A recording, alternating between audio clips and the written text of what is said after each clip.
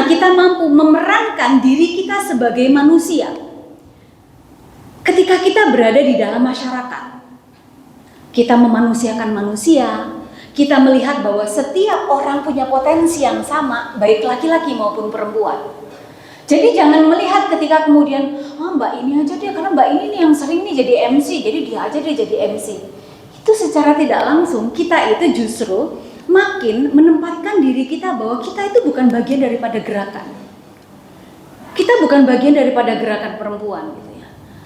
Tidak perlu takut salah, tapi justru takutlah kalau kita tidak melakukan apa-apa. Jadi lakukanlah sesuatu hal. Nanti yang menentukan kalau masalah tentang amal ibadah, yang menentukan nanti Gusti Allah. Saya ingat banget dulu ketika kiai saya bercerita. Dulu waktu saya ngaji kitab itu saya diceritakan ada seorang kiai namanya kiai terkenal dari Mesir kalau tidak salah ya. Itu berdebat gitu ya. Ini diriwayatkan dalam kitab yang dibuat oleh ustadz saya waktu itu. Dan mereka berdebat antara ada seorang perempuan yang dia itu adalah seorang PSK yang kelas kakap. Hidupnya itu selalu dipenuhi dengan dengan hal-hal yang sifatnya dunia malam dan dunia hiburan gitu ya. Loh, ini kan bagian daripada khairun nas anfa'uhum linnas gitu ya. Bagaimana dia bermanfaat bagi orang lain di sekitarnya. Nah, kalau ini bisa dimaknai yang secara overload gitu ya. Nah, tapi di sini yang menjadi nilai yang bisa kita petik di sini bahwa Tuhan itu tidak pernah melihat orang itu karena dia laki-laki atau perempuan, karena kemudian ibadahnya itu ndaki-ndaki kemudian dia dijamin masuk surga, atau karena dia itu menjadi justru karena orang dia itu yang biasa-biasa saja, tapi dia justru bisa masuk surga. Kenapa? Karena sebuah keikhlasan dan karena perbuatan atau gerakan itu tadi. Nah, kalau saya memaknai bahwa perbuatan itu adalah gerakan. Kalau kita nggak ngapa-ngapain itu bergerak nggak teman-teman? Enggak kan? Kita duduk aja, itu hobinya anak sekarang itu ya. Duduk, pegang handphone, selonjoran, itu bergerak atau tidak? Yang bergerak adalah pikiran dan jempol kita, ya kan? Lalu kemudian kita gerakkan ke dalam rekening kita transfer dan itu kemudian jadilah paket gitu ya. Nah, balik lagi kepada cerita saya di pondok dulu. Di situ menggambarkan bagaimana kemudian perempuan ini dia punya dosa yang sangat besar sekali. Dia punya bahkan kalau kita menganggap bahwa hidupnya tuh nggak pernah sholat, hidupnya cuma untuk menghibur orang lain. Tapi di masa hayatnya dia punya satu niat bahwa saya ingin selesai dengan yang begini ini. Saya ingin melakukan sesuatu yang lebih bermanfaat, paling tidak untuk diri saya. Karena dengan saya meyakini kebermanfaatan itu untuk diri saya, orang lain akan merasakan manfaat yang sama terkait dengan keberadaan saya. Itu hal yang sepele nggak? Sepele sekali kan? Kalau amal mungkin lagi gak punya duit nih, susah nih amalnya misalnya. Oh senyum, saya lagi bete kok bu, nggak bisa senyum, senggol bacok gitu misalkan gitu ya. Kalau lagi bete nggak bisa. Tetapi ini adalah sesuatu tentang keikhlasan, di mana keikhlasan itu dia tanamkan dalam sebuah perbuatan dan dia meyakini bahwa dari perbuatan yang dia lakukan itu orang akan merasakan keikhlasan dari apa yang dia lakukan. Itu sebagai gerakan, bagaimana gerakan amal kita, gerakan seseorang meyakini bahwa keikhlasan itu bisa menggerakkan banyak hal. Dan disinilah ternyata berantem nih kiai ini. Kira-kira menurut kamu dia masuk surga apa neraka? Oh yo gak iso, nek basa Jawa ning ngono ya. Gak iso uripe mok ngene tok kok. Iso gonta-ganti wong lanang ping piro misalnya. Nah, kalau yang satu gini, loh belum tentu. Yang menilai tingkat amal itu diterima atau tidak kan bukan kita, bukan karena secara kasat mata kita melihat bahwa amalannya itu adalah oh dia tiap hari ke diskotik, oh berarti masuk neraka ini. Oh kalau dia tiap hari ke masjid, oh pasti surga nih jaminan. Kan tidak seperti itu. Akhirnya berantemlah sampai kemudian ketika masa dia meninggal, malaikat pun itu ikut bertengkar untuk mengukur apakah dia ini layak masuk surga ataukah dia layak masuk neraka ini. Dan ternyata dalam perdebatan itu, kalau Allah itu sudah meridhoi tentang keikhlasannya, Itu hanya jarak setengah jengkal saja. Kalau gitu kita hitung saja deh. Jarak dia itu kemudian pada saat dia meninggal, dia itu belum sempat berangkat ke masjid untuk datang menyatakan bahwa saya ingin bertobat. Dia baru ingin ngomong, saya ingin bertobat dan saya ingin datang ke masjid. Saya ingin menyatakan bahwa saya pengen lurus diri saya seperti apa. Di tengah perjalanan dia meninggal ditabrak mobil. Belum sempat melakukan apa-apa tuh teman-teman. Tapi niat ikhlas dia itu sudah sejak awal dia niatkan. Dan itu pun menimbulkan perdebatan di antara malaikat. Malaikat, enggak bisa ini, kalau gitu ayo kita ukur saja. Bagaimana jarak dia melakukan kebaikannya, jarak dia ingin ke masjid dengan jarak dia antara dekat mana nih, mau ke masjidnya atau sebelum ke masjidnya. Diukur ternyata ya, karena Allah itu memang menghendaki keikhlasannya itu tadi. Akhirnya dia bisa masuk surga dan diterima lah taubatnya, walaupun dia belum bertemu dengan ustadz atau kiai untuk menyatakan bahwa saya ingin bertobat. Apa di sini nilai yang kita bisa ambil? Bahwa menentukan untuk melakukan kebaikan itu tadi, kita tidak perlu daki-daki teman-teman. Tapi pada hal terkecil yang bisa kita lakukan, yaitu cukup dengan niat mulia itu tadi. Dan niat itu mampu kita tancapkan ke dalam diri kita. Dan niat ini akan kemudian memancarkan pada apa yang kita lakukan. Dan orang akan merasakan apa yang kita lakukan itu tadi. Dan itulah senyatanya khairun nas anfa'uhum linnas. Mungkin kita tidak bisa melihat gerakan apa yang bisa dilakukan. Nah, di sini nilainya adalah saya ingin mengajak kawan-kawan untuk melihat bahwa ketika mengajak gerakan sosial, nggak perlu kita repot-repot untuk mencari gimana nih kalau gitu kita bikin komunitas, karena ngumpul wong iku wangele Masya Allah. Apalagi dengan istiqomah. Kalau yang ngumpulin namanya istiqomah mungkin gampang gitu ya. Tapi untuk mengumpulkan dengan istiqomah atau kalau bahasa anak sekarang yang sustainable gitu ya, itu susah sekali. Gitu ya. Nah, artinya pelajaran yang kemudian kita bisa petik di sini bicara tentang gerakan sosial, itu bicara tentang gerakan kita sehari-hari sebenarnya. Yang ini bisa sangat lekat dengan bagaimana hubungan kita dengan manusia yang lainnya. Dalam konteks kehidupan kita sehari-hari, orang seling memperdebatkan misalkan, oh nih teman-teman sama nih memperdebatkan tentang gimana nih kalau gitu kan yang bisa jadi ketua UKM misalkan ya, ini Dema atau Sema, ya kalau gitu yang cocok ini laki-laki deh, nggak cocok nih perempuan. Apalagi misalkan ini fakultas syariah. Fakultas syariah itu fakultas yang sangat kental sekali dengan nuansa-nuansa syariah, dan dalam Islam itu ada ayat Al-Quran yang menyatakan bahwa ar-rijalu qawwamuna 'alan nisa. Nah, ini kan ada perdebatan. Dan dari dulu hingga kini ayat itu sering sekali digunakan, gitu ya. Bagaimana konteks memilih pemimpin. Ketika kemudian memilih pemimpin, dan itu selalu dilekatkan kepada laki-laki. Padahal pemimpin itu, coba syarat untuk menjadi pemimpin itu syaratnya apa sih teman-teman? Ada syarat laki-laki? Tidak. Apa syaratnya? Tanggung jawab. Terus? Kompeten. Kompeten di bidang apa nih? Dalam segala hal misalkan. Terus kemudian apa lagi? Mampu menentukan keputusan. Kira-kira laki-laki dan perempuan bisa nggak menentukan keputusan? Bisa. Jago mana kira-kira perempuan ketika sama laki-laki menentukan masak apa hari ini? Kalau suami ditanya, semua yang bunda masak, ayah pasti suka kok.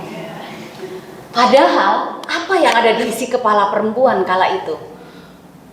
Coba serahkan 1 hari saja untuk belanja ke tukang sayur, memilih beraneka ragam sayuran untuk diolah menjadi 1 bentuk sayuran atau bahkan 2 olahan. Opo iki dimasak. Mungkin perempuan itu selalu tawaf dulu kalau ada tukang sayur ya. Dia akan memilih mana dulu yang tepat. Tapi disitulah adalah gerakan berpikir bagaimana apa yang dia masak itu bisa memberikan cita rasa dan membanggakan untuk orang-orang di sekitarnya, termasuk keluarga dan anak-anaknya. Itu hal terkecil gitu ya. Itu hal terkecil gitu. Bagaimana kemudian gerakan itu bisa dipahami terkait dengan memaknai tentang qawwam atau pemimpin. Jadi tidak dimaknai tentang ar-rijal dan an-nisanya saja, Tapi di antara Ar-Rijal dan An-Nisa ada kalimat qawwam, dan ini harus dimaknai bahwa qawwam itu bisa melekat pada rijal wan nisa. Nah, jadi laki-laki dan perempuan itu bisa. Artinya bahwa gerakan-gerakan sosial yang sering diidentikan dengan gerakan yang sifatnya publik, bukan domestik, itu bisa dilakukan sama perempuan. Ya, jadi memaknai gerakan sosial itu tadi, memaknai gerakan ini bisa justru kita bisa melihat bahwa perempuan bisa bergerak dalam ranah domestik yang seringkali dimaknai bahwa perempuan itu sering terkungkung di dalam ranah yang domestik. Jadi peran sosial di sini perempuan mampu bagaimana memerankan peran-peran dia sebagai manusia dalam rangka memanusiakan manusia. Contoh terkecilnya ketika masak itu tadi, masak yang enak yang bisa dimakan sama manusia itu apa ya kira-kira? Kan paling hal termudah itu yang dicari kan ya. Ketika kemudian itu, oh hari ini kalau sop itu biasanya pasangannya sama sambal kecap. Kalau sambal kecap ini enak dikasih ayam goreng. Kan itu ada sebuah logika berpikir manusia yang bisa disambungkan antara satu premis mayor, satu premis minor kemudian menjadi conclusion itu tadi. Nah, jadi teman-teman di sini bahwa banyak sekali dalam konteks kekinian juga kita bisa melihat peran-peran bagaimana tentang waris. Ya, bagaimana kemudian waris itu tidak lagi dimaknai. Kalau kita memaknai yang kita tahu bagian laki-laki itu lebih banyak daripada perempuan. Laki-laki 2, perempuan 1. Padahal kalau dihitung secara faraid sesungguhnya kadang-kadang itu bisa jadi secara jumlahnya itu banyak perempuan daripada laki-laki, gitu ya. Dan ini pun apakah itu saklek Bu? Itu kemudian itu bisa dimaknai harus kemudian itu laki-laki harus lebih banyak dan harus perempuan. Nah disinilah butuh peran-peran daripada bagaimana kita berpikir tentang kemaslahatan dan kebermanfaatan. Disinilah gerakan itu bisa dilakukan. Bagaimana kemudian waris ini kemudian kita bisa menilainya dari aspek nilai-nilai kemanfaatan dan nilai-nilai kemaslahatan. Ya, nah ini jadi tidak memaknai secara saklek bahwa laki-laki lebih banyak dan perempuan lebih sedikit gitu. Kan kita seringnya ngambilnya ayatnya yang seperti itu doang gitu ya, bahwa laki-laki lebih banyak, perempuan lebih sedikit. Tetapi kita mencoba memaknai, merekonstruksi ulang, memaknai ulang tentang bagaimana pembagian yang dimaksud dengan 2 dibanding 1 dalam konteks kemaslahatan dan keadilan. Karena ketika kita berbicara tentang kemaslahatan dan keadilan, kita tidak berbicara tentang satu kelompok dan entitas tertentu, tapi kita akan berbicara tentang keseluruhan. Kita akan berbicara tentang kemanusiaan, gitu ya. Nah, kemudian kembali lagi kepada dalam konteks bagaimana peran kita untuk peran-peran kita di dalam konteks peran sosial itu tadi ya. Ada banyak hal yang bisa kemudian kita ambil bahwa dasar pemikiran kenapa sih perempuan itu ada dalam gerakan sosial. Selain tadi saya mencoba ingin mengajak kawan-kawan memaknai bahwa manusia itu sebagai makhluk sosial dalam konteks zon politikon sebagai mana Aristoteles mengemukakan. Sebenarnya ada sebuah kesadaran kritis di sini yang memperlihatkan bahwa posisi perempuan itu memang kita lihat itu sering termarginalisasi bukan karena takdir, tapi karena konstruksi sosial dan budaya. Sehingga kenapa kita itu sering dan penting sekali untuk membincang tentang bagaimana gerakan sosial perempuan. Jadi bagaimana sih perempuan tuh harus melakukan gerakan itu tadi gitu ya. Pertama kita memaknai dulu nih bahwa manusia sebagai makhluk sosial di dalamnya termasuk juga perempuan, sehingga gerakan apapun, aktivitas apapun yang dilakukan itu bisa dilakukan oleh laki-laki dan perempuan. Yang kedua yang lebih penting lagi itu adalah bahwa bagaimana kita mampu menumbuhkan kesadaran kritis. Kesadaran kritis berkaitan tentang apa? Berkaitan tentang posisi perempuan. Bahwa tidak sedikit sekali bahwa ada posisi-posisi perempuan dimasukkan di dalam kelompok-kelompok nomor 2 atau kelompok-kelompok yang dipinggirkan, bukan karena memang seharusnya mereka seperti itu, tetapi karena dikonstruksikan oleh masyarakat dan dikonstruksikan oleh budaya. Disinilah peran kita sebagai perempuan untuk memberikan pemahaman dan memaknai bagaimana peran-peran perempuan seharusnya dan peran-peran perempuan sesungguhnya. Lebih dalam dari itu, kita juga harus bisa memaknai bahwa perempuan itu sebenarnya sebagai agensi. Bagaimana perempuan ada di dalam konteks rumah tangga, dia berperan sebagai agensi di dalam rumah tangga. Mulai terbitnya matahari sampai terbenamnya mata kita sendiri, gitu kan ya. Kita tidak bisa berhenti untuk berpikir mau melakukan apa.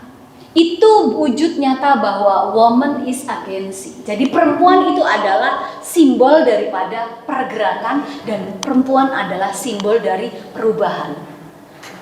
Bagaimana perubahan terjadi dalam rumah tangga dan di rumah yang tadinya tidak bisa mengatur keuangan dengan baik kemudian bisa teratur dengan baik. Ini adalah sebagai wujud dari peran agensi perempuan. Nah, bagaimana kemudian ini bisa dilihat sebagai peran domestik? Maka peran-peran itu harus kita munculkan di sini. Jangan sampai peran itu hanya kita sembunyikan sendiri gitu. Hanya kita saja yang tahu, kita ratapi sendiri dan kita nikmati sendiri. Nah, oleh karena kita butuh yang namanya politik atau policy itu tadi. Politik kehadiran yang menuntut keterlibatan nyata dalam pengambilan keputusan baik di tingkat keluarga, lokal, ataupun di tingkat nasional. Nah, jadi kita tahu bahwa filosofinya tadi manusia itu ada perempuan bagian daripada makhluk sosial.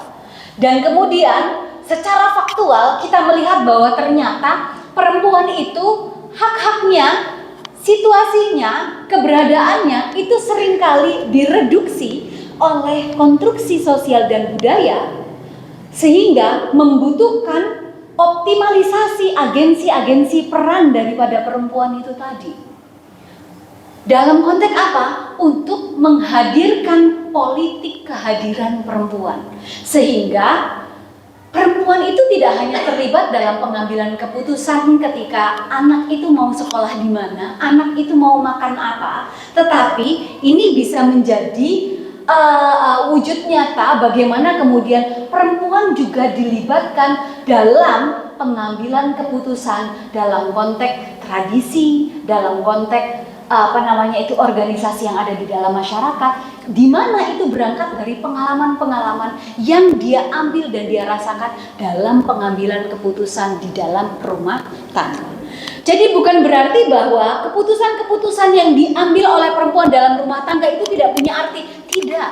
Justru itu adalah simbol bahwa perempuan itu mampu melakukan pergerakan, perempuan itu mampu melakukan perubahan. Bagaimana itu bisa didengar dan dilihat? Ya kita sendiri juga harus melakukan itu. Kita harus berani tampil ke depan bahwa, oh saya bisa gitu misalkan. Ada penawaran apapun ya kita harus tampil dong gitu. Jadi jangan kemudian, oh ini mbak itu aja deh, mbak itu yang udah biasa nih. Atau ibu itu aja karena itu ibu, karena dia ibu-ibu kan dia lebih sepuh itu lebih keren gitu. Itu namanya konteks relasi kuasa teman-teman ya. Jadi walaupun antara perempuan dengan perempuan, tetapi konteksnya ada strata itu dalam konteks relasi kuasa. Dan kita seringkali itu justru mempersilahkan relasi kuasa itu bekerja dengan sendirinya. Tanpa bagaimana kita mencoba menginsersi nilai-nilai kemanusiaan dan nilai-nilai keadilan di dalamnya. Nah, mungkin kita paling melekat kalau ngomong relasi kuasa itu seringkali itu di dalam KDRT gitu kan ya, kekerasan seksual gitu ya. Padahal dalam konteks relasi antara teman perempuan dengan perempuan itu bisa muncul relasi kuasa. Konteks relasi kuasa itu adalah saya sebagai orang yang ingin menguasai itu punya pengetahuan terhadap orang yang ingin saya kuasai. Kalau saya melakukan A, dia pasti aktivitas membalasnya pasti seperti apa. Kalau saya melakukan B, dia pasti akan merespon apa, gitu ya.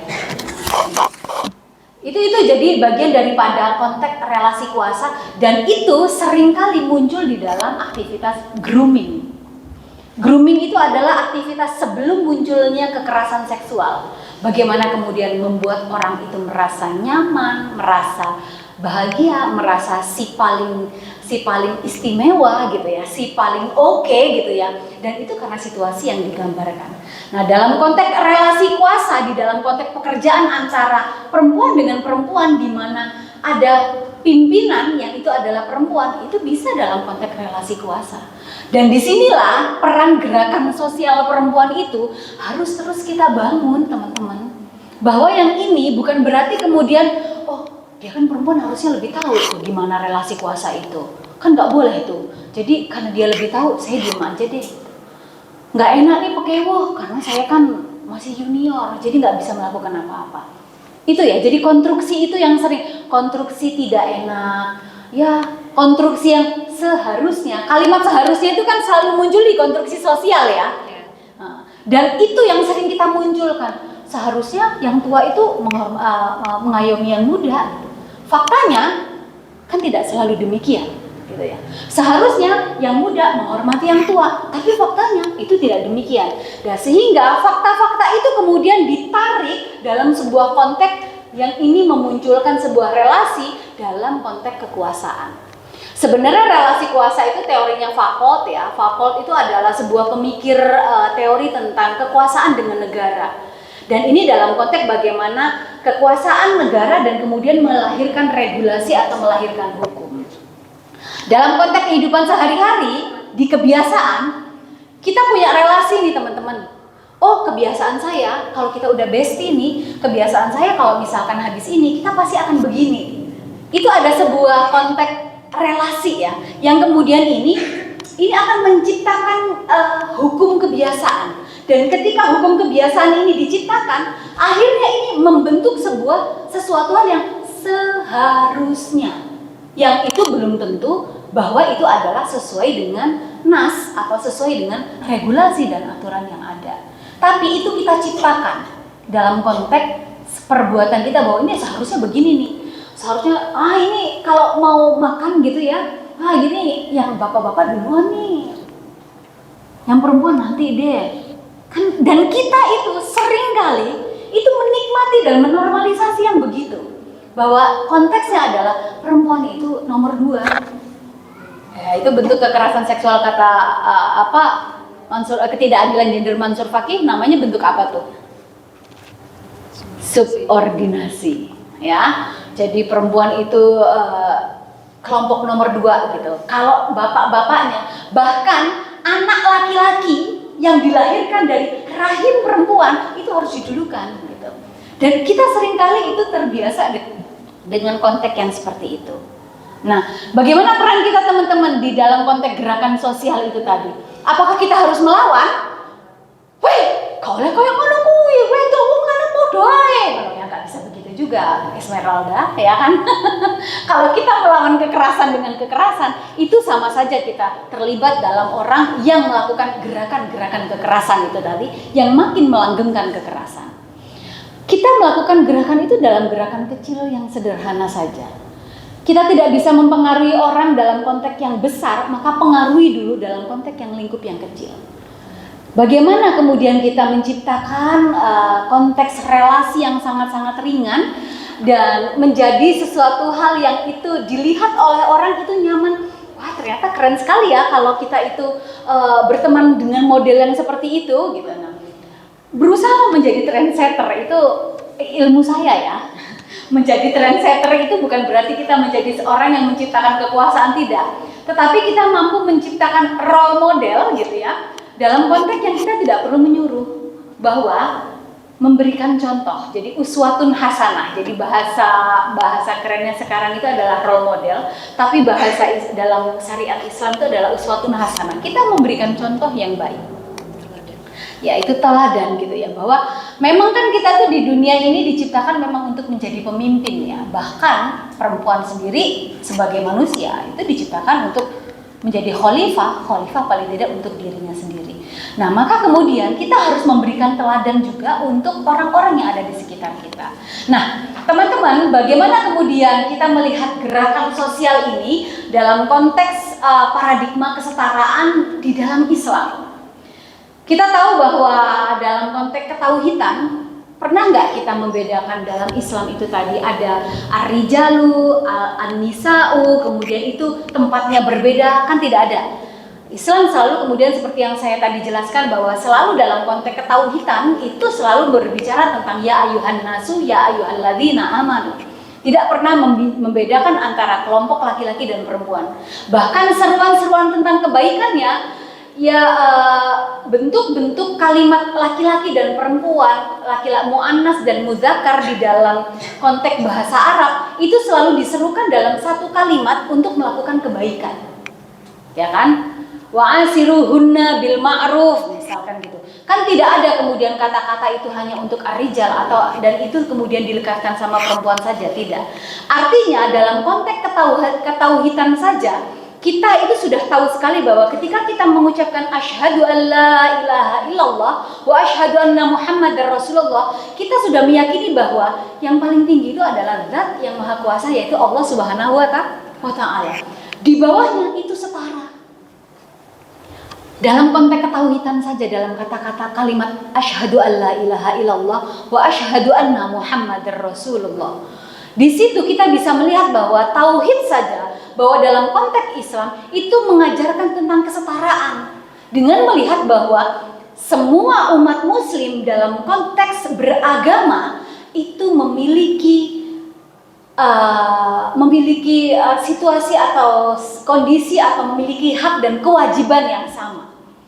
Ketika berbicara tentang sholat, ketika berbicara tentang puasa, tidak ada mewajibkan bahwa laki-laki sebagai kepala rumah tangga mewajibkan kepada keluarga-keluarganya itu tadi untuk melakukan sholat dulu baru kemudian keluarganya.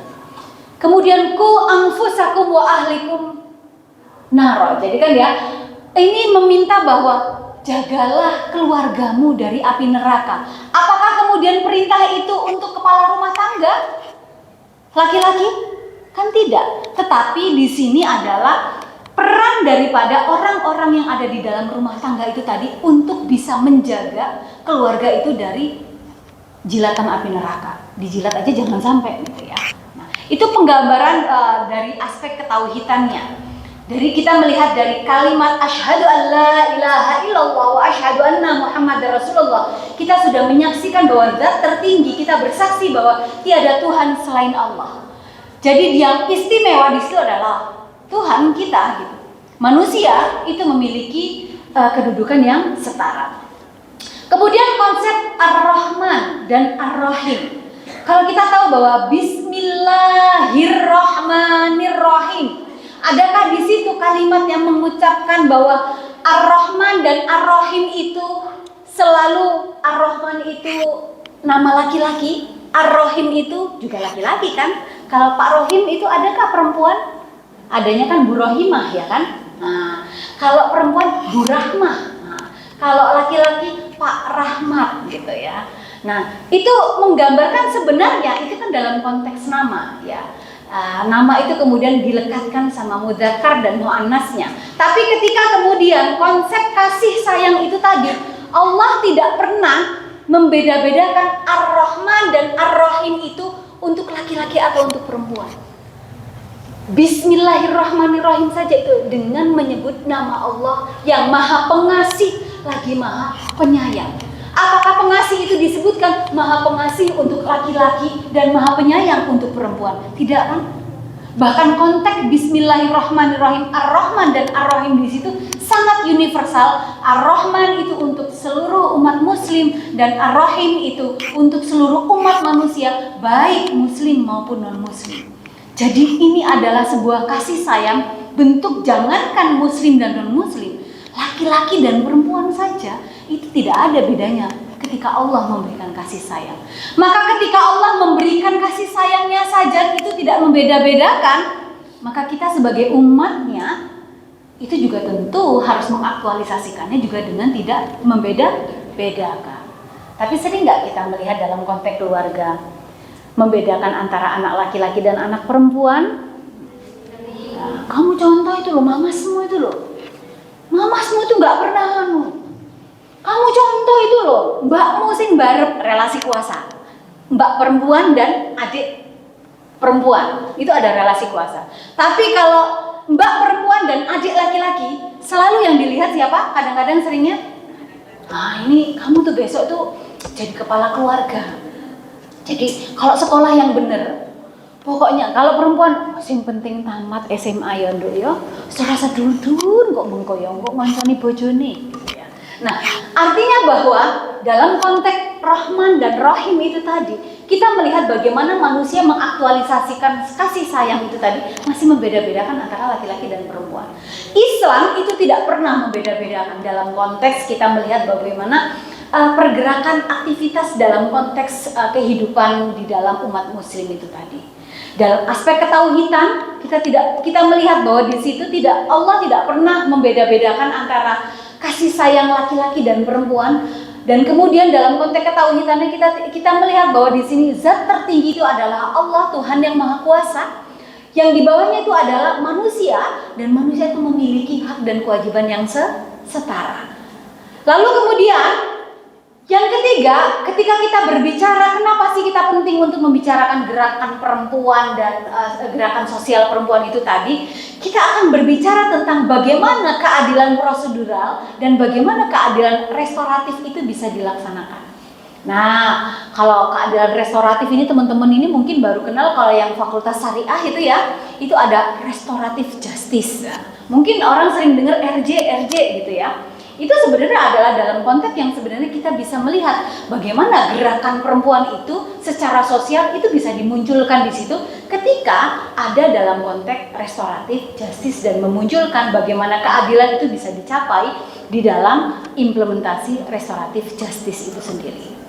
Ya, gerakan ini sebenarnya merupakan gerakan yang bekerja dengan cara mengawinkan teks keagamaan dengan realitas sosial. Kalau bahasa hukumnya namanya sosiolegal.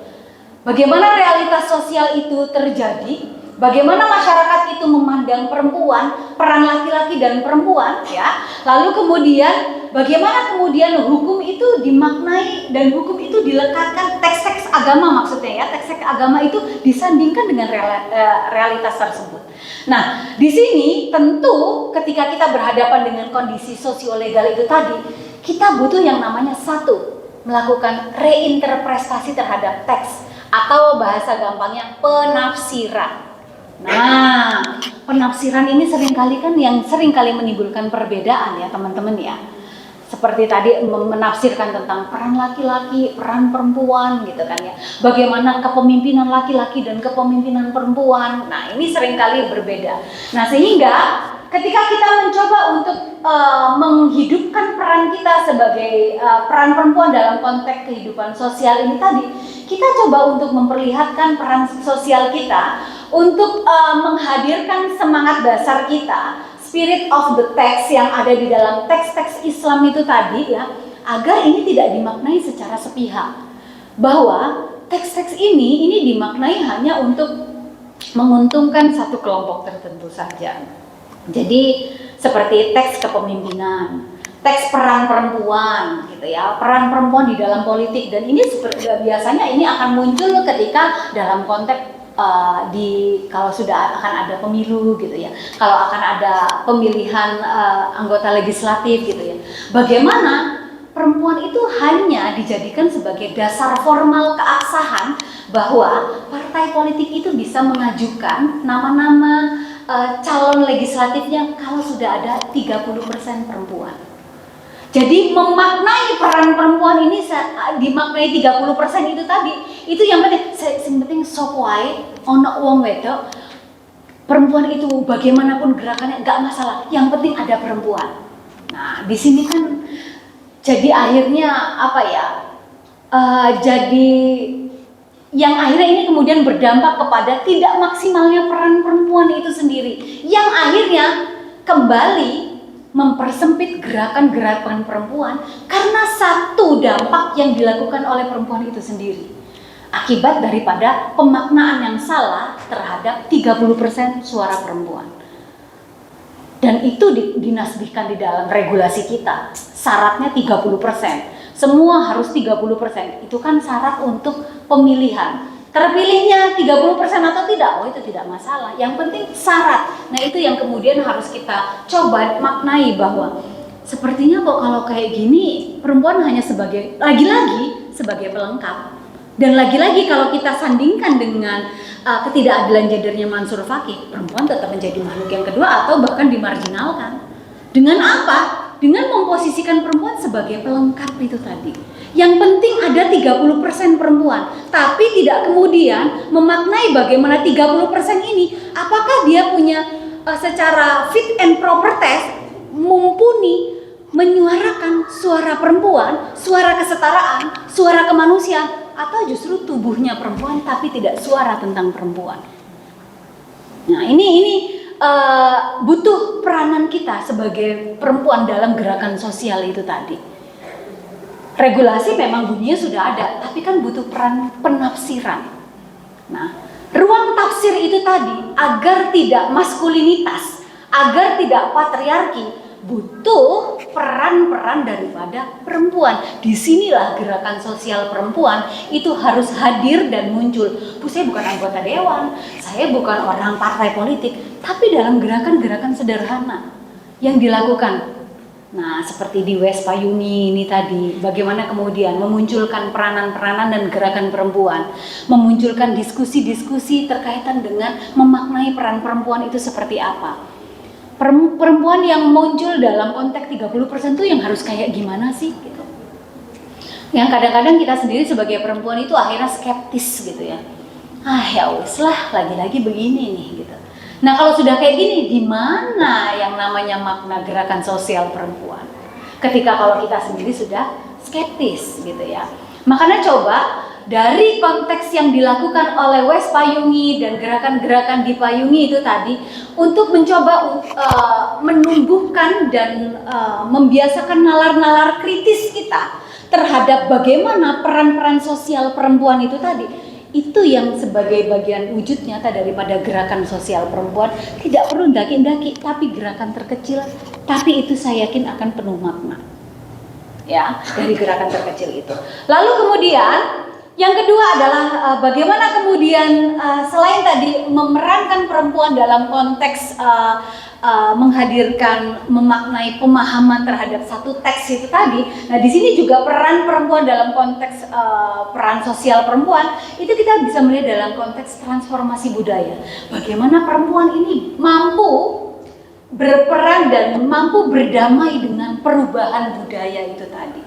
Tidak merasa nyaman dengan kondisi bahwa perempuan ditempatkan pada budaya yang memang ya perempuan itu kalau ngomong harus lemah lembut. Kalau ada perempuan yang ngomongnya keras, wong wedok kok nek ngomong gak sopan. Nah, gitu kan ada sebuah kalau saya tuh ngomongnya keras ya. Kalau saya ngomong karena orang Jawa Timur itu juga lagi-lagi melekatkan kepada satu budaya itu tadi ya.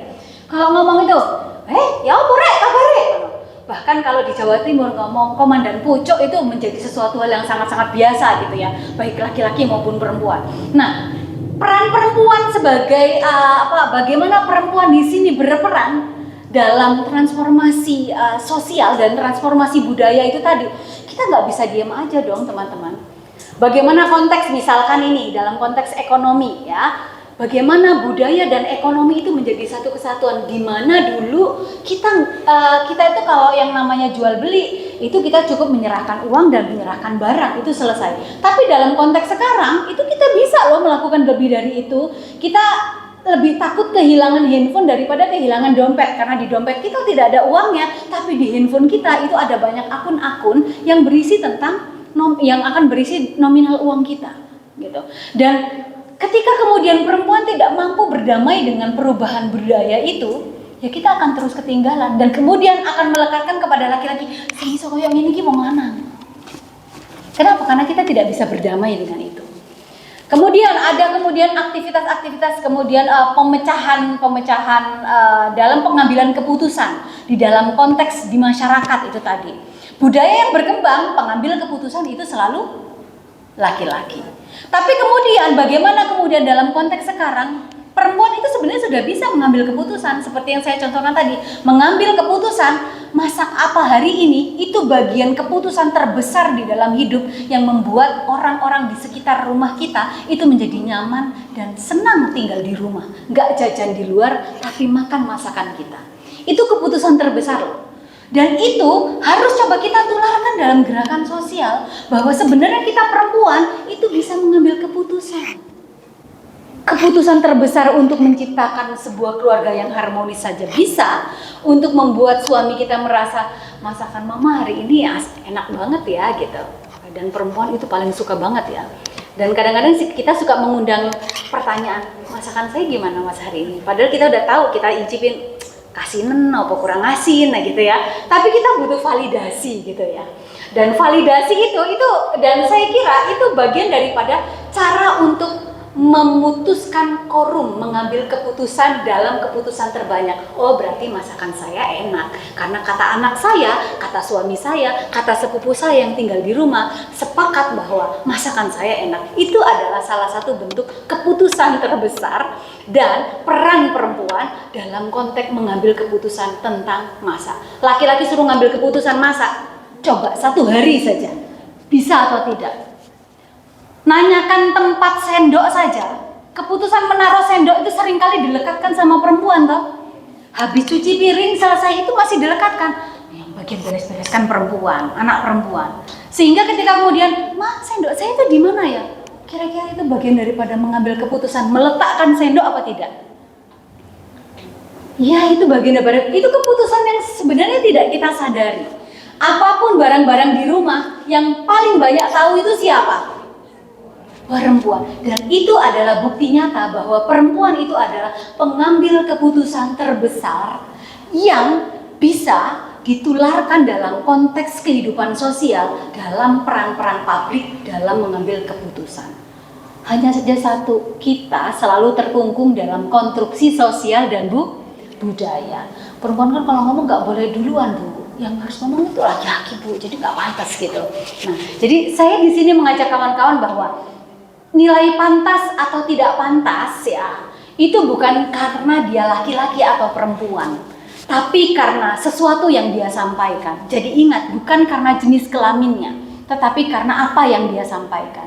Jadi apapun yang teman-teman lakukan yang itu sudah bermanfaat baik di rumah, di keluarga, pasti itu juga akan menimbulkan manfaat dalam konteks sosial, walaupun itu tidak dalam skalanya yang nasional, tapi skala lokal itu menjadi sesuatu yang sangat berarti sekali. Lalu kemudian yang terakhir itu adalah bagaimana kita melihat pengaruh keutamaan gender itu diintegrasikan. Jadi bagaimana perempuan itu dalam setiap lini itu mulai hadir, mulai memerankan peranan-peranannya itu tadi dalam konteks segala lini kehidupan. Dalam pendidikan misalkan, kita seringkali mencontohkan dong. Kalau kita kemudian tidak bersetuju terhadap contoh-contoh, ini Ibu Budi memasak, Bapak menyuci mobil, atau Bapak membaca koran, maka kita sebagai perempuan, bagaimana gerakan kita itu bisa terbaca oleh mereka? Kita kasih contoh bahwa contoh itu adalah bagian daripada gerakan yang memunculkan peranan-peranan perempuan. Nggak tiba-tiba kemudian contohnya sudah ya, memang contohnya ini Ibu Budi masak gitu, atau lagu nih ya, lagu Denny Caknan, teman-teman tahu? Aku mau koran sarungan, kowe blonjo dasteran, itu kira-kira gimana tuh? Jadi perempuan digambarkan sebagai makhluk yang berdaster dan berbelanja gitu ya, dan laki-laki itu tugasnya adalah membaca koran gitu ya, dan hanya duduk sarungan kok enak gitu kan ya. Itu sebenarnya lagu yang kalau kita punya sensitivitas gender ini nggak setara ini gitu ya. Jadi itu sama dengan ini Ibu Budi masak di dapur dan Bapak Budi baca koran. Itu kemudian diwujudkan dalam lagu yang itu sering kali kita teruskan lagunya. Memang asik didengarkan ya dalam konteks ini. Bu, jangan dimasukin lagu itu dalam konteks kesenian itu terlalu susah Bu. Nah, justru disitulah peran sosial kita sebagai perempuan yang mencoba untuk memberikan penafsiran terhadap bagaimana konteks kesetaraan dan kemanusiaan bisa kita munculkan dalam konteks lagu itu tadi. Dasteran, sarungan, mocokoran, karo blonjo. Nah, bagaimana peran ini bisa kita baca menjadi sesuatu yang setara, bahwa sama-sama ternyata walaupun bapaknya baca koran, tetapi bapaknya memberikan ide. Bu, hari ini kita makan ini ya. Jadi nanti ibu kalau belanja ini, nanti bapak bagian ngupasi bawang merah, bawang putihnya. Wah, mimpi kali bu ya ngupasi bawang merah. Bagaimana kemudian itu bisa melakukan itu? Bapak ibu teman-teman tuh kalau misalkan pengen sesuatu itu cukup di dalam hati, apa harus diomongin? Kalau pengen sesuatu, aku pengen nasi goreng loh. Anda cukup di dalam hati ngomong pengen nasi goreng atau perlu diucapkan dan dilakukan? Diucapkan dan dilakukan. Bagaimana bapak di rumah atau adik kita di rumah tahu kalau kita sebagai kakaknya atau istri butuh bawang yang sudah dikupaskan kalau kita tidak pernah ngomong? Nah, jadi peran komunikasi itu penting teman-teman ya. Kalau kita ngomong, "Ma, saya butuh bawang loh. Saya kan mau masak." Bil hasanah teman-teman ya kalau ngomong ya. "Cin," kalau saya bahasa dengan suami saya, "Cin, bawang merah dong sama bawang putih," gitu. "Oke, siap." Nggak perlu pakai bahasa yang mau cokoran tok enak ya aku semua angel kayak gini. Aduh, mau cari bawang merah bawang putih. Gak bakal pasti ya, atret langsung belok kanan atret terus gak gelap besarnya wangi. Tapi kalau dengan bil hasanah, disitulah bagi saya adalah peran sosial perempuan. Bagaimana perempuan yang katanya penuh dengan lemah lembut itu, kita bisa menggunakan kelembutan kita itu tadi untuk menimbulkan peran-peran laki-laki dalam konteks rumah tangga. "Cin, aku pengen ini loh Cin. Aku pengen nasi goreng nih yang di tempat ini." Kalau kita cuma, "Mas, aku ke luwe loh. Mosok luwe ini kamu gak peka belas." Gimana mau peka orang gak ngomong? Lapar itu siapa yang bisa ngerasain? Ya kita sendiri. Lah kalau kita kepengen pasangan kita atau orang di sekitar kita itu tahu kalau kita lapar, lah kan bisa pasti kan kita ngomong loh. Nah, disitulah peran kita. Jadi penafsiran kita terhadap bahwa perempuan itu kalau diam itu sebenarnya menyimpan 1000 rahasia gitu ya. Itu jangan terus dilakukan. Karena rahasiamu itu akan menjadi petakamu sendiri. Gitu ya teman-teman. Jadi saya kira memunculkan peran-peran perempuan dalam konteks sosial itu tadi, itu gak perlu daki-daki. Tapi bagaimana kita mampu menyuarakan suara kita itu tadi dengan cara-cara yang baik, dengan cara-cara yang memanusiakan manusia. Kalau kita tidak suka disentak, ya kita jangan nyentak gitu ya. Kalau kita tidak suka marah, ya kita jangan suka marah-marah ya. Jadi kesimpulannya teman-teman bahwa gerakan sosial perempuan dalam Islam itu adalah sebagai upaya untuk mengembalikan bagaimana agama itu membebaskan manusia dari segala bentuk penindasan. Jadi sebenarnya Islam tidak pernah melegalkan perbudakan, melegalkan poligami dan lain sebagainya. Kan konteksnya seperti itu, bahwa perempuan itu dalam konteks nikah siri, poligami gitu ya, itu selalu menjadi korban. Dan itu sering kita baca di dalam sejarah Islam.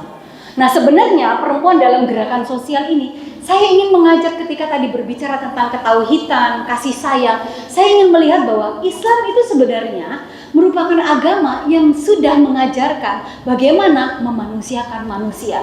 Dan Islam itu adalah sebagai sebuah nilai, sebagai sebuah agama yang mengajarkan untuk mengembalikan bagaimana misi-misi agama itu mengembalikan posisi manusia sebagai khalifah di muka bumi.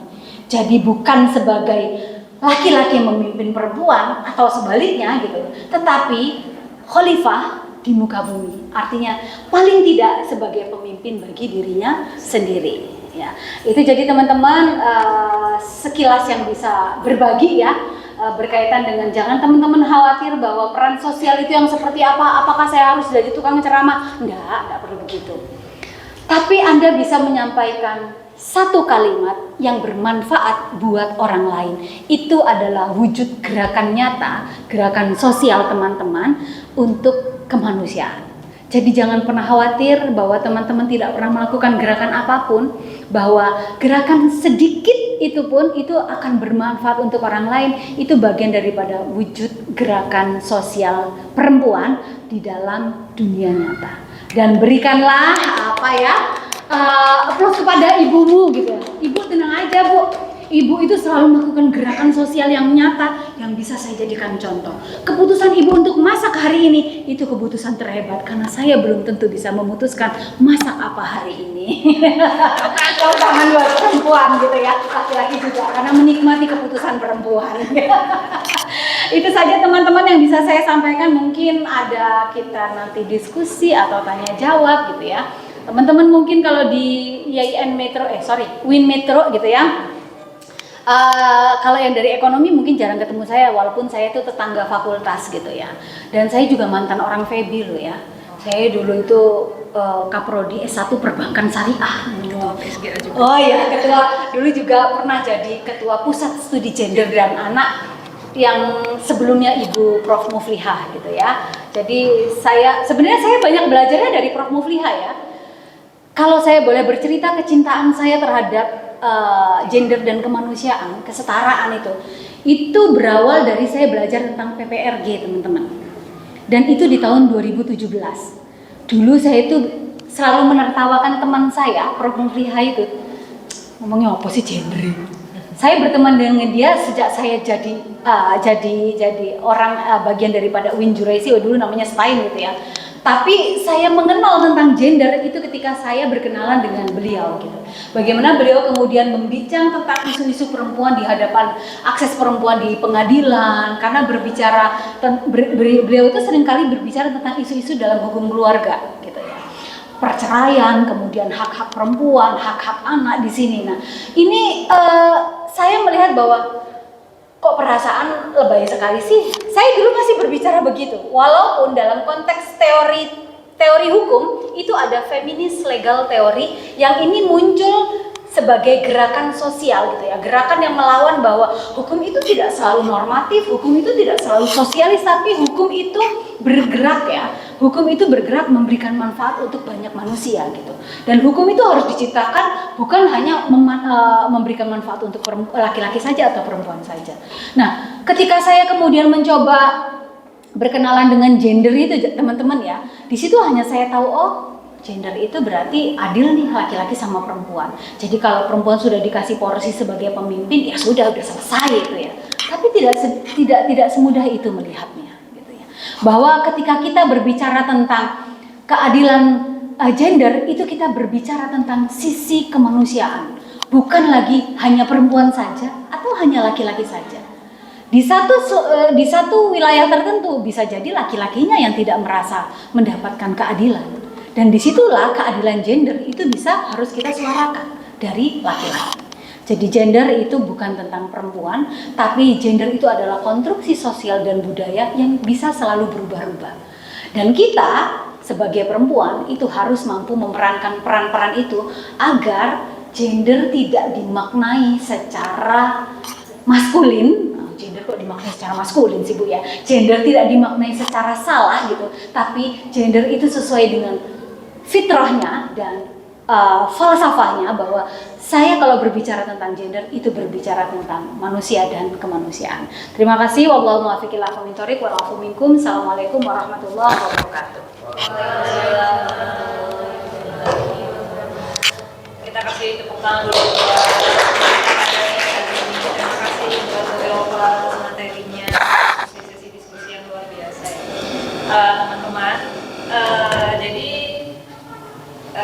dari materi Bu Elva tuh saya ingat ya bahwa kemarin West Payungi itu membuat social experience-nya oleh Mbak Sinta, Kak Golda dan lain-lainnya, bahwa kita tuh bertanya kepada perempuan di Payungi juga sini bahwa ternyata keresahan mereka sebagai perempuan di ruang publik yaitu adalah catcalling.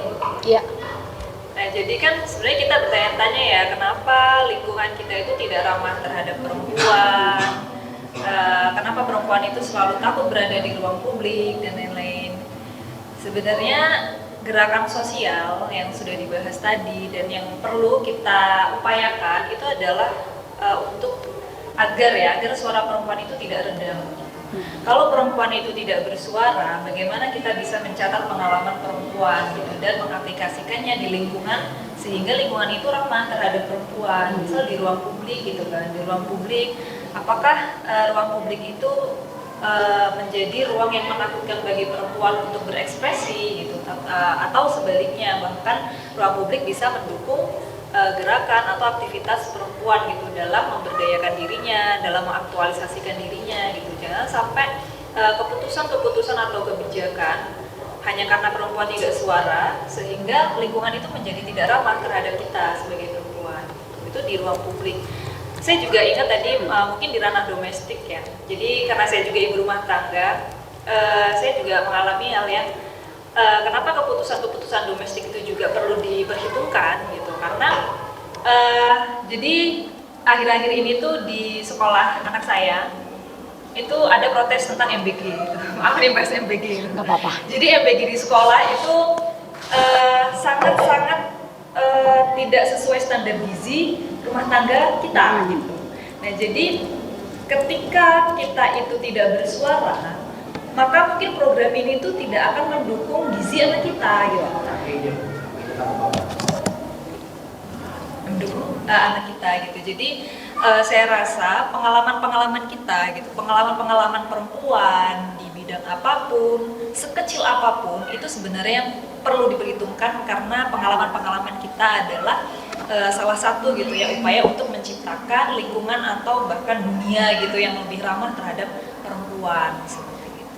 Nah, salah satunya ketika kita di ruang domestik pun kita juga memiliki keputusan yang besar, bahkan ketika kita hanya di ruang domestik jangan sampai kita juga tidak melibatkan anggota keluarga lain gitu ya Bu ya. Nah, ketika melibatkan itu adalah juga suatu upaya gerakan sosial kita, benar ya Bu ya. Ketika kita juga mencontohkan, maka itu mungkin akan menjadi estafet gitu, pemberdayaan atau estafet keadilan, kesetaraan gender yang ada di lingkungan kita gitu. Jadi itu gerakan sederhananya begitu. Jadi anak kita terpapar, mungkin teman kita terpapar, saudara kita jadi terpapar, seperti itu. Nah, jadi itu ya, jadi suara perempuan tuh jangan sampai rendam gitu. Aku bermanfaat maka aku ada gitu. Oke, jadi mungkin ini kan karena waktunya mungkin bentar lagi buka, jadi saya buka 2 pertanyaan saja mungkin ya Pak ya Bu ya. Gitu. Jadi buat teman-teman yang mau bertanya tentang perempuan dan gerakan sosial, boleh angkat tangannya. Jangan angkat kaki, keluar nanti. Boleh angkat tangannya tentang perempuan dan gerakan sosial gitu. Tadi kan udah seperti disebut nih. Mengalami apa catcalling. Nah, boleh. Pengalaman. Mungkin bisa share pengalaman kita. Kenapa sih kok saya itu tidak bisa aktif terlibat dalam gerakan sosial? Kenapa saya hanya di kos-kosan aja gitu? Kenapa saya sampai kampus terus pulang aja gitu? Ya, jangankan di kampus ya teman-teman ya. Mungkin ini juga sudah masuk kepada dunia pondok pesantren gitu ya. Bagaimana kemudian catcalling terhadap santri yang misalkan kalau santri dari luar Jawa mondok di Jawa, ini akan menjadi makhluk astral yang aneh gitu, yang oleh orang-orang yang ada di santri yang ada di Jawa itu tadi, sehingga kemudian ini membentuk satu ada saja gitu ya catcalling. Iku udu wong Jawa gitu. Karena orang Jawa kadang-kadang tidak, orang luar Jawa itu nggak ngerti. Saya dulu tidak ngerti bahasa Jawa gitu ya. Sama sekali tidak ngerti bahasa Jawa. Jadi ketika di sana tuh merasa seperti sepi sendiri, apalagi kalau catcalling zaman sekarang itu kan lekat dengan tubuh seseorang ya. Jadi teman-teman itu di pondok pesantren bahkan dimanapun saya kira di mahasiswa pun itu belum memahami tentang integritas tubuh. Integritas tubuh kita itu milik kita seutuhnya. Seksual consent atau kesepakatan itu bukan berarti kesepakatan seperti perjanjian dalam konteks hubungan perjanjian jual beli gitu ya. Ketika ditandatangani ini akan berlaku fakta sunt servanda bagi mereka yang membuatnya sampai dengan kesepakatan itu berakhir. Tapi tidak pada otoritas tubuh kita. Apapun yang melekat sama tubuh kita itu adalah milik kita. Jadi orang lain tidak berhak mengomentari jilbab yang melekat sama tubuh kita, kacamata yang nempel sama mata kita, bentuk mata kita, bentuk alis kita, cara kita pakai bedak, cara kita pakai lipstik dan lain sebagainya, itu adalah bagian dari kita. Konstruksi yang berlaku di masyarakat itu kan seringkali menganggap bahwa iku pacaane menoros, gak bener iki wong wedok ngene iki, wendel, ya bahasa Jawa gitu ya. Wong wedok kok wendel, itu bagian daripada catcalling. Itu catcalling yang nyata ya. Catcalling yang tidak nyata sebenarnya, ya Allah cantik, kamu tuh kok ya makin hari makin cantik aja. Itu adalah tentang tubuhmu. Tubuhmu dipegang, diomongin saja nggak boleh, apalagi dipegang. Diomongin saja nggak boleh. Kenapa? Karena itu adalah otoritasmu. Mau saya apa akan bentuknya dan mau gimana pun itu bagian daripada otoritas kita. Orang lain itu tidak punya hak untuk mengomentari atas otoritas tubuh kita. Dan ini yang kadang-kadang seringkali tidak kita pahami berkaitan tentang otoritas tubuh, teman-teman. Bahkan kalau kita seringkali terlena kalau kita dibilang cantik. Kalau dibilang jelek baru kita marah gitu kan ya. Tapi kalau cantik, seksi, wah. Atau enggak gitu deh. Hari ini kamu pakai baju ini kelihatan makin cantik. Itu sebenarnya catcalling yang tanpa kita sadari. Itu soft banget. Dan itu seringkali kalau grooming child itu seringkali muncul lewat itu. Kamu paling beda loh di antara yang lainnya. Ah gitu. Ya ampun, hidung kamu kok bisa mancung kayak gitu ya, keturunan Arab ya gitu. Nah, itu sebenarnya apa ya? Catcalling itu tadi itu secara psikologis ya teman-teman. Itu pengalaman anak saya bahwa ketika dia mendapatkan perlakuan yang seperti itu, bercerita saja, ingat lewat gerbangnya saja, itu dia sudah berlinang air matanya. Dia itu bercerita, kan kebetulan anak saya kembar. Saat itu mereka deep talk dan cerita ke saya. Yang dia katakan hanya gini, kisah ibu di pondok dulu bohong semua. Karena saya menceritakannya indah-indah. Di sana tuh enak dek, mbaknya baik-baik, ini. Bullshit semua bu, katanya gitu. Kenapa sih kabeh sampai nih bu? Enggak. Jadi setiap kali mau cerita itu air matanya tuh selalu dia tahan. Dulu kalau waktu cerita saya selalu bilang, mungkin kamu loh dek yang nggak bisa Ibu nggak tahu sih gimana rasanya. Ya nggak tahu, ibu nggak di sana, tak gitu. Ya kan saya selalu ngajak guyon gitu. Ternyata bully itu selalu menjadi satu perilaku yang dinormalisasi. Orang itu menormalisasi dan orang nganggap justru orang yang mencela bully itu orang yang nggak normal. Lebay banget sih diomongin kayak gini aja kok marah. Gitu kan ya. Konteksnya itu adalah teman-teman, otoritas tubuh. Tubuhmu itu adalah milikmu. Bahkan orang tuamu itu juga tidak punya otoritas terhadap tubuhmu. Makanya kenapa kalau dalam hukum pidana, dalam hukum itu ada konteksnya marital rape. Marital rape itu apa teman-teman? Pemerkosaan di dalam rumah tangga. Kok bisa suami istri kok diperkosa? Banyak orang yang menentang begitu kan? Ini pasti, padahal istri kalau menolak ajakan suami akan dihukum mulai terbitnya matahari sampai terbenamnya, nah, kan gitu ya, akan dilaknat oleh malaikat. Padahal tidak seperti itu yang dibacakan dalam Islam. Islam tetap menghargai terhadap hak-hak tubuh. Ketika perempuan lelah, ada perempuan di masa kemudian harus bertanya gitu ya, ada masa-masa di mana perempuan itu harus punya otoritas terhadap kekuasaan tubuhnya.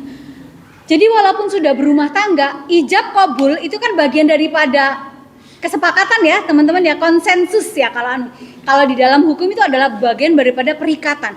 Perikatan itu tidak otomatis menimbulkan seksual konsen bahwa dia bisa saya apa-apain selamanya. Termasuk dipukul, dimarahi, dihina, itu tidak boleh. Karena itu sudah bagian tubuh hak individu. Jadi walaupun dalam konteks ikatan perkawinan tidak meluruhkan hak individu yang melekat pada setiap orang. Jadi walaupun Anda itu adalah anak dari orang tua Anda, tidak melunturkan hak-hak individu Anda sebagai manusia terhadap tubuh Anda. Nah, ini bagian daripada kita memberikan pemahaman ya teman-teman ya, bahwa kita kan kadang-kadang seringkali, makanya kenapa ada kasus pemerkosaan di dalam bapak memperkosa anaknya gitu kan ya.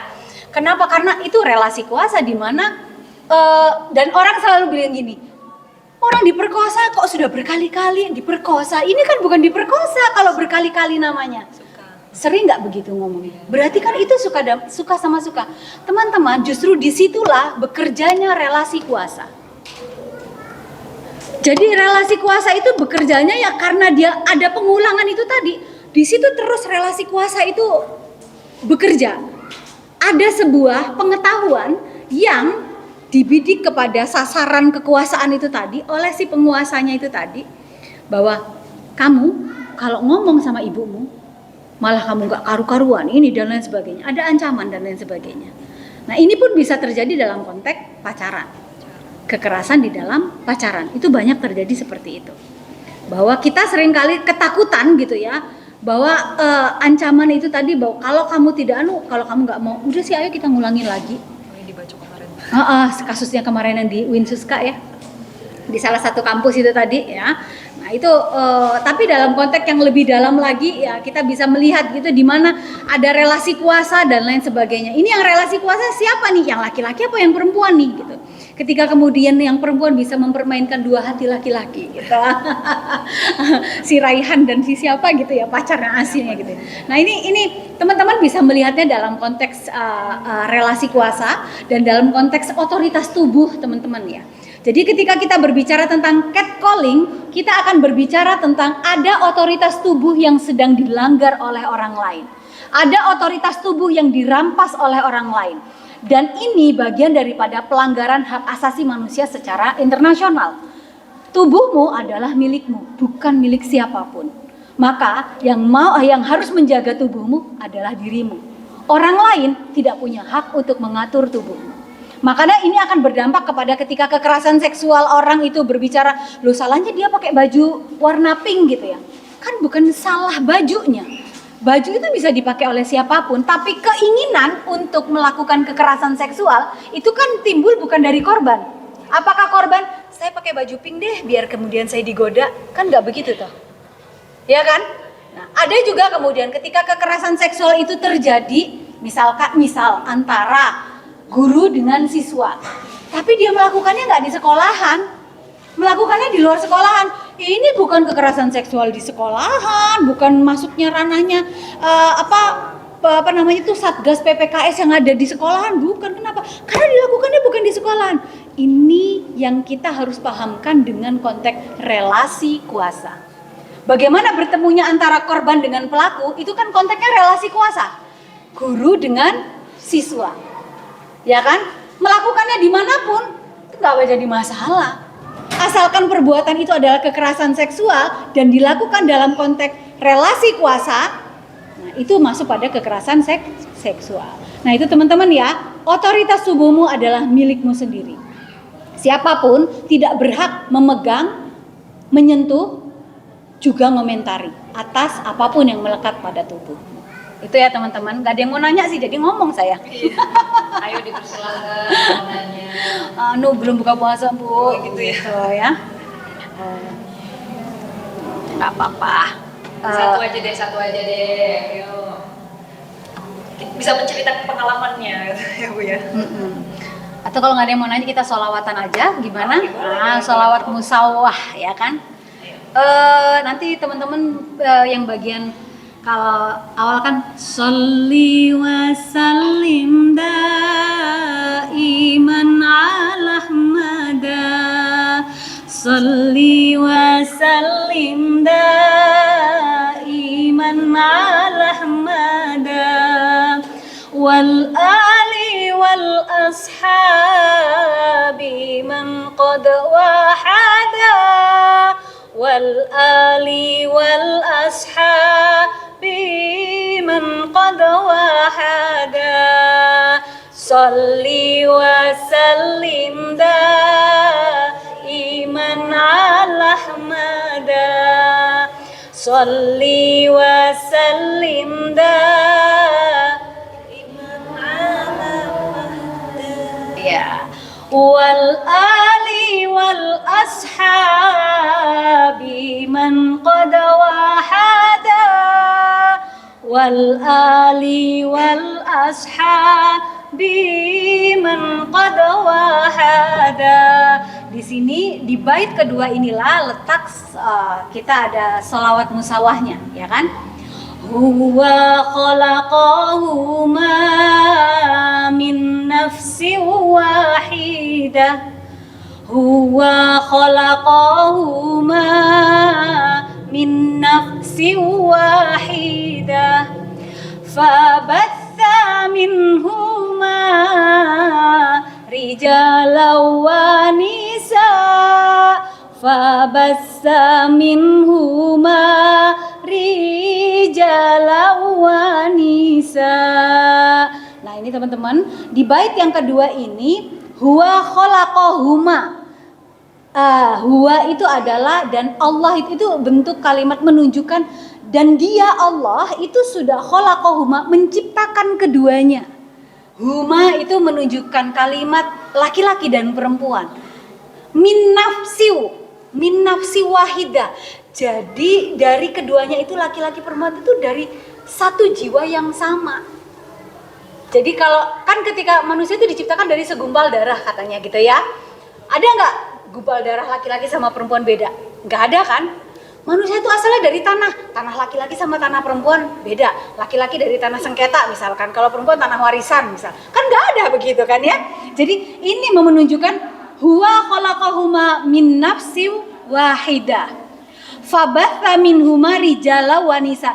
Dari diri yang satu dan sama kemudian diciptakan dari keduanya umat manusia. Jadi dari laki-laki dan perempuan itu kan akan diciptakan satu makhluk yang sama.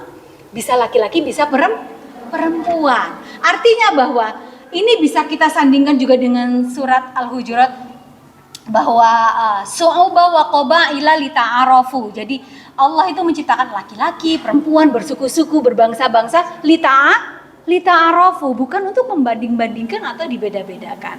Oke, kita kembali lagi ke sholawat. Saya baca sholawat huwa khalaqahuma, nanti teman-teman yang sholli wa salimna lagi ya.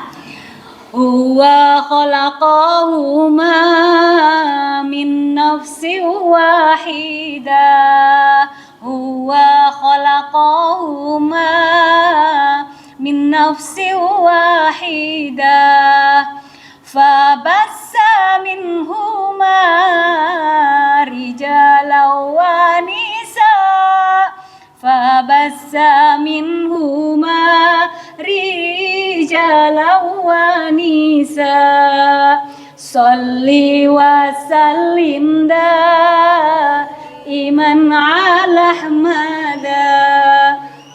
Sholli wa sallim daiman ala Ahmada. Wal ali wal ashabi man qad wahada. Wal ali wal ashabi man qad wahada. Innahu lan na'ish hayatan tayyibah. Innahu lan na'ish hayatan tayyibah illa bijuhdina rijalan wa nisaa. Illa bijuhdina rijalan wa nisaa. Sholli wa sallim daiman ala Ahmada. Sholli wa sallim daiman ala Ahmada. Wal ali wal ashabi man qad wahada. Wal ali wal ashabi man qad wahada. Terima kasih. Itu tadi sholawat musawah teman-teman ya. Kalau teman-teman paling tidak bingung nih mau nyampaikan gimana ya dalam Islam tuh nyari ayat Al-Qur'annya, cari aja sholawat musawah dan teman-teman coba untuk memberikan penafsiran. Itu tadi bagian daripada membuka ruang-ruang tafsir, menafsirkan bagaimana peran laki-laki dan perempuan lewat lantunan sholawat. Yang suaranya mendingan nggak apa-apa, makin dibendingkan. Baik, tidak ada yang mau bertanya? Oke, kalau gitu mungkin sebelum mengakhiri, Bunda Elva ada closing statement untuk mengakhiri sesi diskusi kita pada hari ini. Closing statement ya. Kekuatan sejati seorang perempuan itu tidak diukur seberapa banyak dia patuh pada tradisi yang membelenggu, tapi seberapa berani ia mendekonstruksi relasi kuasa menjadi relasi kesaringan. Baik, terima kasih pada Bunda Elva sudah menemani diskusi kita pada Iktikaf Pemberdayaan di Payumi. Saya sebagai moderator mengucapkan mohon maaf dan terima kasih banyak untuk kehadiran teman-teman semua. Saya akhiri sesi diskusi pada sore hari ini. Mari kita baca Alhamdulillah. Alhamdulillah. Saya akhiri. Wassalamualaikum warahmatullahi wabarakatuh. Waalaikumsalam warahmatullahi wabarakatuh.